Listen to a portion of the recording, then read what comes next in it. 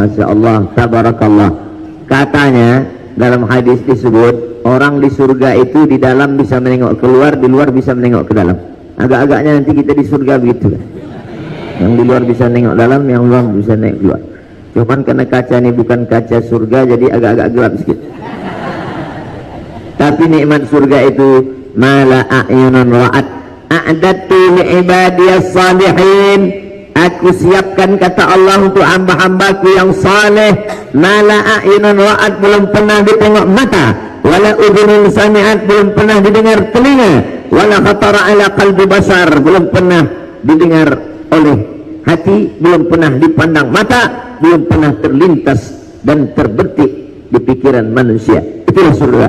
Kalau pernah kau bayangkan, kau pikirkan, bukan surga, karena dia adalah kejutan yang akan diberikan Allah pada orang yang beriman. Mudah-mudahan kita mendapatkannya.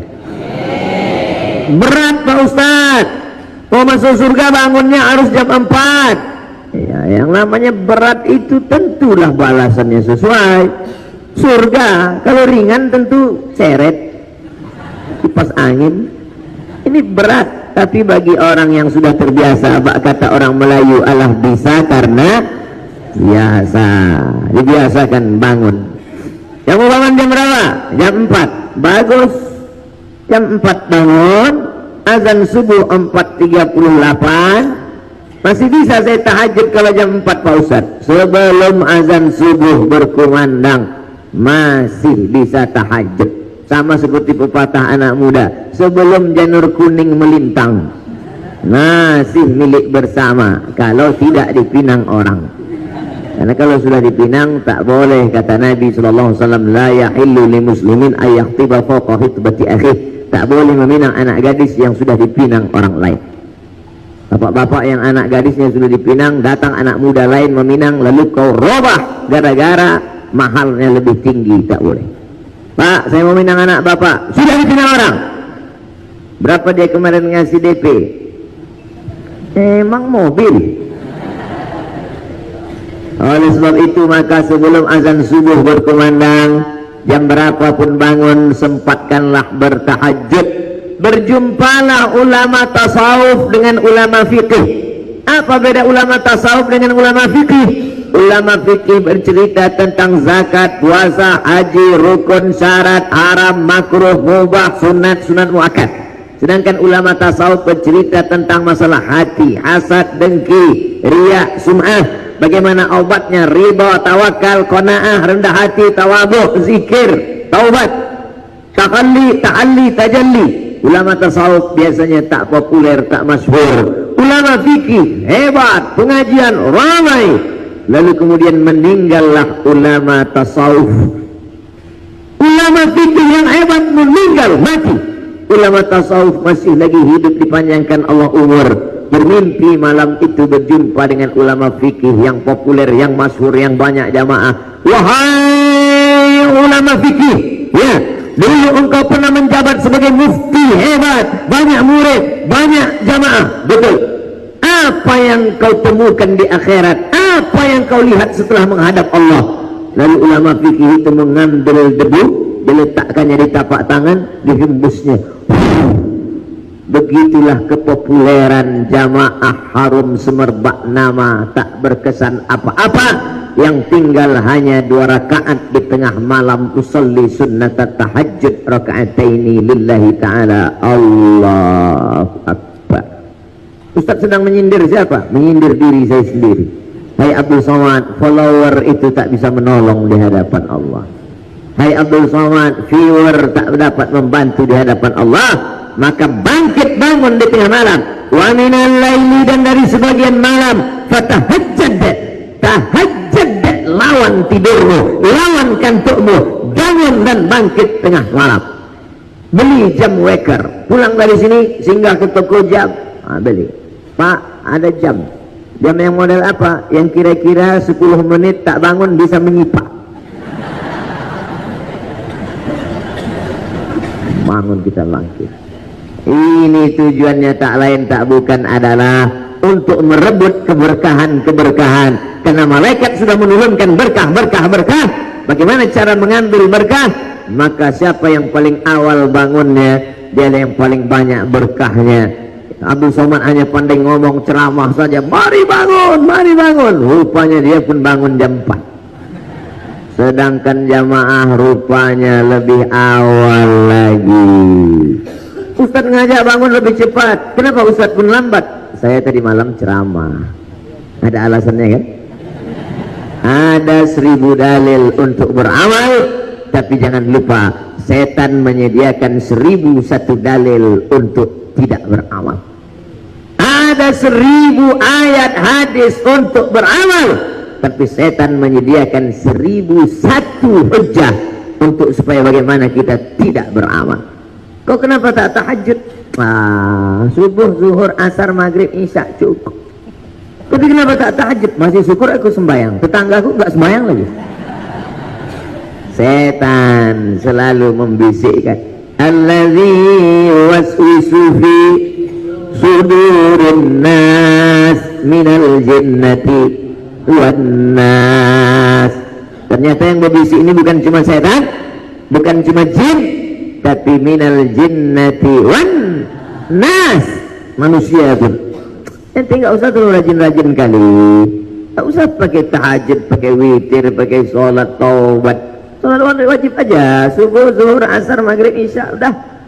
Kita nanti masuk surga di emperan pun udah cukup lah. Apa yang ke tengah-tengah kali? Kalau jumpa gini bagaimana? Hei setan, cukuplah kita mengajak orang berbuat baik. Kalau tak bisa untuk mengajak orang buat baik, jangan menghalangi orang buat baik. Betul? Oleh sebab itu maka selalu ada niat. Maka niat, azam, tekad kuat. Di bulan Muharram ini memang betul-betul hijrah. Hijrah dari apa? Hijrah dari maksiat kepada taat. Hijrah dari apa? Hijrah yang selama ini sholat wajib saja, mulailah hijrah kepada melaksanakan sholat sunnat. Mandi dulu. Paling bagus mandi malam. Tujuannya untuk apa? Terapi sehat. Tapi katanya Pak Ustadz, mandi malam itu nanti kena penyakit rematik, sakit tulang. Itu kalau malamnya habis maghrib. Bahkan ada sebagian orang habis maghrib mandi kulitnya biru-biru, dicubit setan. Tapi kalau mandinya sudah lewat jam 1 malam, itu justru terapi kesehatan, bagus, segar, air dingin. Jam 1, jam 2, jam 3, jam 4 sampai menjelang subuh, bagus. Dan manfaatnya lagi, innal malaikata tata'azza, sesungguhnya malaikat tersakiti dengan bau. Makanya kata Nabi, man akala basalan au thawman falyatazil masjidana hadha. Siapa yang makan bawang merah, makan bawang putih, jangan dekat-dekat masjid kami. Kenapa? Karena malaikat tersakiti dengan bau bawang itu. Habis makan bawang merah, bawang putih, masuk masjid, wabid nas, malikin nas. Kawan di sebelah sholat, Allahu Akbar, nampaknya bawang. Oleh sebab itu maka tadi sebelum sholat sunat qabliyah, saya sholat sunat qabliyah, usolli sunnatas subuhi rak'ataini qabliyatan. Mau usolli, saya tengok Habib di sebelah naik ke atas, sebelum angkat tangan beliau ambil siwak. Sunnah. Laula an asyqa ala ummati, kalaulah tidak memberatkan bagi umatku, la amartuhum bisiwak, kusuruh mereka bersiwak inda kulli salah. Setiap mau salat siwak, setiap mau salat siwak. Saya salat di Masjid Indragiri Hilir. Setiap saya ke masjid itu, kebetulan dari Dewan Juri Musabaqah Tilawatil Quran. Apa kata imamnya? Luruskan saf, luruskan saf. Sekarang barulah ditulis di baliho, ajak anak anda gosok gigi 3 kali sehari, makan pagi, makan siang, makan malam. 14 abad yang lalu Sayyidina wa Maulana wa Syafi'ina Muhammad sallallahu alaihi wasallam sudah mengajarkan tidak pakai baliho, karena waktu itu belum ada digital printing. Sudah mengajarkan kami umatnya, setiap mau sholat bersiwak, gosok gigi maka gigi yang paling bersih di dunia adalah gigi umat. Kenapa ragu? Berarti tak gosok gigi. Gigi paling bersih adalah umat Rasulullah sallallahu alaihi wasallam. Bangga kita ketika zaman itu umat primitif, tidak mengenal air, tidak tahu bersuci. Seandainya Nabi Muhammad SAW itu tinggal di tepi sungai Gangga, atau Nabi Muhammad itu tinggalnya di tepi sungai Nil, tidak heran karena banyak air. Tapi dia tinggal di kota Makkah Al-Mukarramah, belum pernah saya nengok sungai di Makkah. Tapi yang diajarkannya mau sholat, wudhu pakai air. Maaf cakap, mandi wajib pakai air, mandi hari Jumat sunat pakai air, di tempat yang tak ada air. Menunjukkan agama Islam bukan agama budaya, bukan agama yang dilahirkan oleh pikiran, tapi dari mana? Tanzilal azizir rahim, turun dari Allah subhanahu wa ta'ala. Ini memperkuat keyakinan keimanan kita. Kenapa mesti pakai kayu siwak? Ada orang mengatakan pakai kayu siwak karena ujungnya ada sabut-sabutnya. Kalau ujungnya pakai sabut, lebih banyak lagi sabutnya, sabut kelapa. Oh, karena di Makkah tak ada pokok kelapa, pakai rotan. Kenapa mesti pakai kayu siwak? Setelah diteliti, rupanya di dalam kayu siwak itu ada manfaat-manfaat lebih dari 100. Menghilangkan bau mulut, menghilangkan ulat gigi. Ulat-ulat gigi itu tak nampak, dia masuk ke gigi. Dan salah satu yang ditakuti ulat gigi adalah kayu siwak. Makanya yang ada giginya sakit, nah, tunjukkan kayu.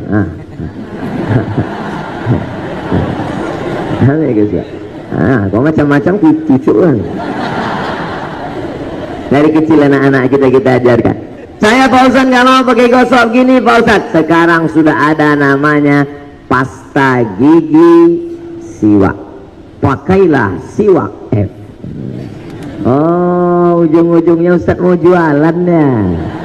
Saya tidak ada hubungan dengan perusahaan siwak ini, tapi saya ingin supaya umat Islam memajukan produk umat Islam. Karena kalau kau beli produk umat Islam, dia dapat untung, dia akan berzakat, dia akan bersedekah, dia akan menyediakan beasiswa untuk anak-anak umat Islam. Maka uang kita berputar di antara umat yang bersyahadat asyhadu an la ilaha illallah wa asyhadu anna muhammadan rasulullah. Kalau satu kali pakai pasta gigi, kira-kira kalau sekali oles pasta gigi itu pagi berapa ya? Karena kita, sebetulnya agak mahal nih, tapi karena kita udah lama berkawan, 100 rupiah aja lah. 100 rupiah. Satu kali oles 100 rupiah. Kita penduduknya Bangka Belitung ada, anggaplah 1 juta. Satu kali oles 100 rupiah kali 1 juta penduduk. Berapa? Memang kalau pagi payah ngitung memang. Saya ulang sekali lagi. Satu kali oles sapu pasta gigi, sikat-sikat gigi 100 rupiah, kita penduduk ada 1 juta, maka sekali oles serentak orang Bangka Belitung mengoles 100 juta. 100 juta sudah bisa buat satu kelas. Jadi dalam 1 bulan sudah ada 1 juta sebulan 3 miliar uang umat Islam dari sekali oles. Nah, makanya besok pakai siwak, maka uang beredar di antara umat Islam. 3M itu kalau dibelikan cincau, oh, masukkan ke kolam berenang kita ramai-ramai. Menyelam sambil minum cincau lah. Oh, nggak minum air. Saudara yang dimuliakan Allah SWT, jangan bayangkan sekarang menetes air liur. Saudara yang dimuliakan Allah Subhanahu wa ta'ala. Oleh sebab itu maka ini adalah pelajaran penting bahwa kita mesti melaksanakan alaikum bisunnati, ikuti sunnahku, wa sunnatil khulafa'ir rasyidin, ikuti sunnah khulafa'ir rasyidin al-mahdiyin. min ba'di, setelah aku mati, kata Nabi, addu 'alaiha bin nawazil, gigit pakai gigi geraham. Sunnah artinya kebiasaan. Sunnah kebiasaan. Ada misalnya bapak asal habis makan merokok, asal habis makan merokok, asal habis makan merokok, asal habis makan merokok, maka merokok itu adalah tapi bukan sunnah Nabi. Sunnah siapa? Sunnah bapak itulah. Ada ibu-ibu asal mau pergi ke pasar pakai lipstik, asal mau pergi pakai lipstik, asal mau pergi pakai lipstik, maka pakai lipstik itu adalah sunnah. Tapi bukan sunnah Nabi, sunnah mak-mak. Maka sunnah artinya kebiasaan. Kebiasaan Nabi yang diikut oleh sahabat-sahabat Nabi, diikuti oleh tabi'in, diikuti oleh ulama, sampailah ke guru kita, sampai ke kita. Itu sunnah. Cuman ada kadang orang ini ikut sunnah 20%, ada 50%, tapi ada yang sampai 100%. Sampai cara pakai pecinya, pakai bajunya, pakai tongkatnya, pakai cincinnya, mengikut sunnah. Coba tengok habaib-habaib pakai tongkat. Saya heran, kenapa habaib masih muda pakai tongkat? Ini yang style apa gaya-gaya aja? Rupanya Nabi SAW pakai tongkat, pakai cincin, mereka diletakkannya di kelingking. Kenapa mereka pakai cincin? Rupanya Nabi SAW pakai cincin di kelingking. Tertulis di situ ada Muhammad Rasulullah. Karena Nabi pakai cincin di kelingking sekaligus stempel surat. Karena Nabi tidak pakai tanda tangan, stempel. Tulis Muhammad Rasulullah. Nabi tak mau mempersulit, yang permudah. Ya Rasulullah, ini ada surat, langsung stempel. Ini bisa ditiru Pak Bupati, kepala dinas, kepala badan, kepala kantor. Buat stempel situ. Kalau bisa dipermudah, mengapa dipersulit? Dimudahkan urusan orang di dunia, maka dimudahkan Allah pula urusan kita di akhirat nanti. Urusan mati, sakratul maut, urusan pertanyaan mungkar nakir, urusan menititian shiratal mustaqim, urusan hisab amal. Makanya orang-orang yang suka-suka mempersulit urusan di dunia ini payah matinya. Judul lagunya setengah napasku pergi. Sakratul mautnya aja 6 bulan tak mati-mati. Tapi orang yang suka mempermudah, begitu tengok Ustaz Somad ada si fulan di rumah sakit, begitu kita datang, Bismillahirrahmanirrahim, Yasin.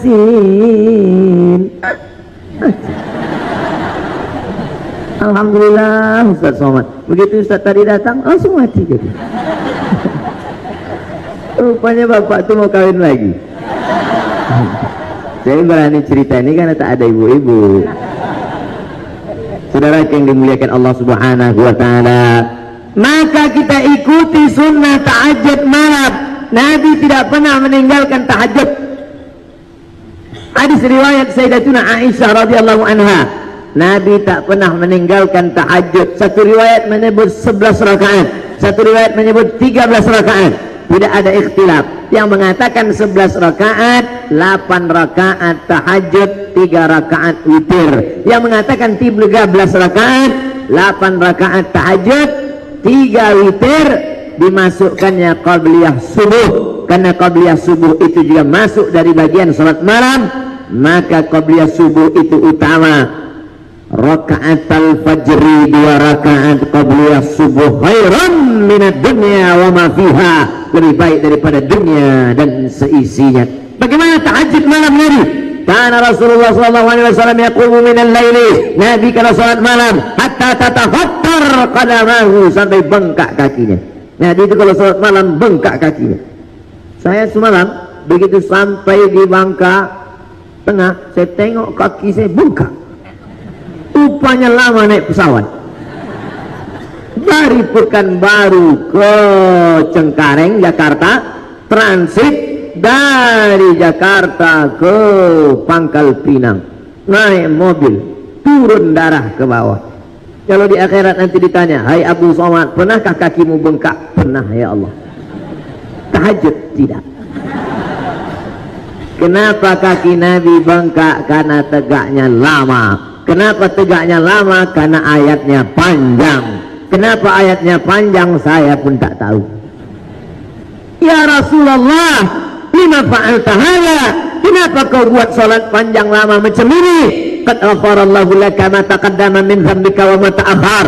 Dosamu yang lalu sudah diampunkan Allah, yang akan datang sudah diampunkan Allah. Untuk apa lagi kau salat begitu lama? Ayatnya begitu panjang. Kata Aisyah, istri Nabi, ibu kita, Ummul Mukminin. Apa jawab Nabi sallallahu alaihi wasallam? Afala akuna 'abdan syakura. Aku ingin menjadi hamba Allah yang bersyukur. Harus betul hurufnya, bukan bercukur. Marilah kita bersyukur. Habis bersyukur. Saudara yang dimuliakan Allah Subhanahu wa taala, yang bisa 8 rakaat bagus. Usolli sunnat tahajjud rakaatain lillahi taala. Allahu akbar. Ghairil maghdubi 'alaihim waladdallin. Amin. Bismillahirrahmanirrahim. Alif lam mim. Dzalikal kitabu la raiba fihi hudan lil muttaqin. Allahu akbar. Makmum istri di belakang, kok pendek kali bang? Abang baru hafal itu. Tapi kata Imam Nawawi, lebih bagus satu surat khatam daripada mengambil ayat dari tengah. Itulah makanya imam-imam kita di kampung-kampung lebih mau memilih dari juz amma, karena memakai pendapat Imam Nawawi tadi. Lebih baik satu surat khatam daripada mengambil dari tengah. Mana tahu nanti, ini kadang-kadang anak-anak kita ini sudah belajar di kota, balik kampung nyalah-nyalahkan imam. Apa itu imam? Ayatnya cuma kul aja. Kul ya, kul hu. Kau belum ngaji. Kata Imam Nawawi, lebih baik satu surat khatam daripada ngambil di tengah. Padahal dia pun memang tak ada hafal di tengah itu. Nah, oleh sebab itu maka jangan menyalahkan, jangan menyepelekan orang. Wa maghdubi 'alaihim waladdallin. Amin. Bismillahirrahmanirrahim. Qul huwallahu ahad. Abang ku tengok tak pernah ayat lain. Itu aja. Adinda, dulu ada sahabat Nabi namanya Qatadah ibnu Nu'man radhiyallahu anhu. Dia salat dari Isya sampai subuh, ayatnya tak dia ganti-ganti. Qul huwallah. Dilaporkan ke Nabi sallallahu alaihi wasallam, ya Rasulullah, wahai Rasulullah, ini ada orang sahabat engkau namanya Qatadah bin Nu'man, kalau salat ayatnya tak ganti-ganti qul huwallah dari Isya sampai subuh. Apa kata Nabi SAW? Innaha la ta'dilu thulutsal Qur'an. Qul huwallah itu sama dengan sepertiga Al-Quran. Maka sepertiga kau baca 3 kali sama dengan menghatamkan Al-Quran. Sebenarnya abang banyak hafal ayat lain, tapi karena hadis inilah maka ayat ini tak kena. Begitu cara bapak membela. Oh tapi ibu itu ada hadir pula, jadi tahulah dia udah. Mestinya pengajian ini kita buka hanya untuk laki-laki saja. Saudara yang dimuliakan Allah, intinya apa? Bisa ayat tengah bagus, bisa ayat pendek bagus. Faqra'u ma tayassara minal Qur'an. Bacalah apa yang mudah bagimu dari Al-Quran. Kebetulan ingat haji. Wa atimmul hajja wal umrata lillah. Kebetulan ingat tentang zina. Ya ayyuhalladzina amanu la taqrabuz zina. Kebetulan ingat tentang puasa. Ya ayyuhalladzina amanu kutiba alaikumus shiyamu kama kutiba alal ladzina min qablikum la'allakum tattaqun. Kebetulan ingat tentang curi-mencuri. As-sariqu was-sariqatu faqata'u aydiyahuma. Pencuri laki-laki, pencuri puang, potonglah tangannya. Nah, jadi jelas. Kok kalau habis Fatihah itu apa yang kau ingat? Tak ada Pak Ustaz. Inna a'tayna. Baca lagi. Inna a'tainakal kautsar, kami sudah memberikan kepada engkau nikmat yang besar. Dalam tafsir lain makna al-kautsar artinya telaga, sungai. Kalau kita minum di sungai telaga itu, kita tak akan haus untuk selamanya. Mudah-mudahan kita termasuk yang minum di tempat itu, di padang mahsyar tak haus. Wa allaw istaqamu 'ala tariqati, kalau mereka istiqamah dalam tariqat jalan yang benar ini, la asfainahum ma'an ghadaqa, kami akan berikan mereka minum dan mereka tak akan haus untuk selamanya. Sekarang minum haus, apalagi yang belum dapat air ini. Nengok air saya ini makin haus. La asfainahum ma'an ghadaqa, syaratnya istiqamah. Maka kata Nabi SAW, haud, waktu Nabi tegak di atas mimbarnya, ma baina baiti wa mimbari, antara rumahku dan mimbarku rawdatun min riyadil jannah, antara dinding rumah Nabi dengan mimbar Nabi 22 meter lebih kurang. Sana rumah Nabi, ini mimbar Nabi. Ma baina baiti, antara rumahku, wa mimbari, mimbarku, rawdatun min riyadil jannah, taman-taman surga, karpetnya warna hijau. Entah kebetulan hijau juga karpet di masjid kita, dindingnya pun hijau. Kenapa mesti hijau? Karena mata, kata Imam Al-Ghazali, kalau mau mata ini awet tahan lama, sering-seringlah menengok warna hijau. Masya Allah, di sini diamalkan sampai tenda pun hijau. Hijau luar biasa, sampai bersedekah pun pakai duit warna hijau. Hebat, 20.000. Saudara yang dimuliakan Allah Subhanahu wa ta'ala. Lalu ketika Nabi naik ke atas mimbar, kata Nabi, aku melihat haud. Haud, haud artinya telaga. Haud pakai bot, haud, telaga, telaga. Kalian akan minum dari telaga itu. Yang minum dari telaga itu ikhwani, ikhwani. Sahabat bertanya, kamikah itu ya Rasulullah? Antum ashabi, kalian sahabat-sahabatku. Tapi nanti ada ikhwani. Siapa ikhwani itu ya Rasulullah? Amanu bi walam yarawni, mereka percaya kepada aku padahal matanya tak pernah menengok aku. Mudah-mudahan itu adalah kita. Kita tak pernah menengok dia, tapi kita percaya kepada dia, memperjuangkan syariatnya, menolong agama yang dia bawa, pagi dan petang berselawat kepada dia. Allahumma salli ala Sayyidina Muhammad wa ala ali Sayyidina Muhammad.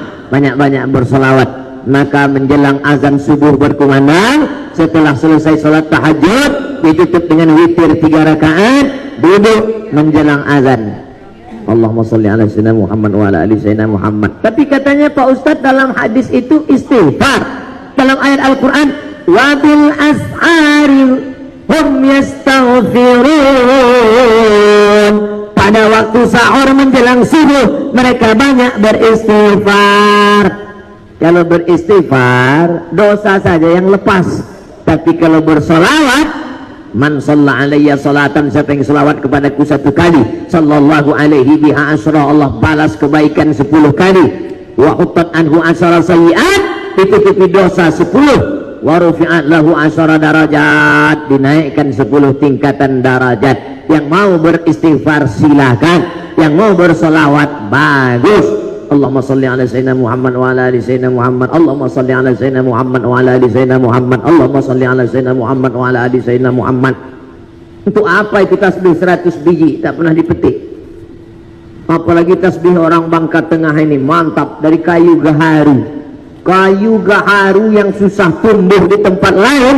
Bahkan orang dari Jazirah Arab, dari Kuwait, dari Saudi Arabia mencari kayu gaharu, justru tumbuh gemah ripah loh jenawi antayan zamrud katulistiwa, tongkat dan batu jadi tanaman. Nih dari Bangka Tengah, pokok kayu gaharu yang berkualitas tinggi tumbuh. Kayu luarnya bisa dibuat tasbih, kayu dalamnya yang berminyak.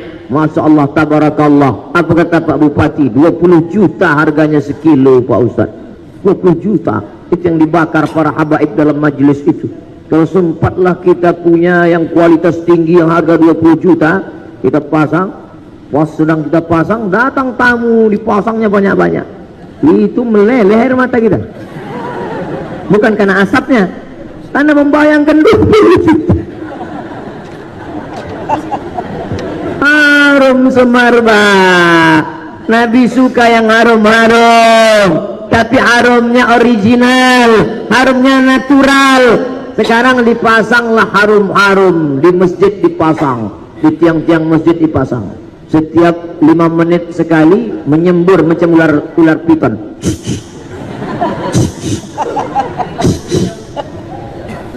Semua jamaah menghirup.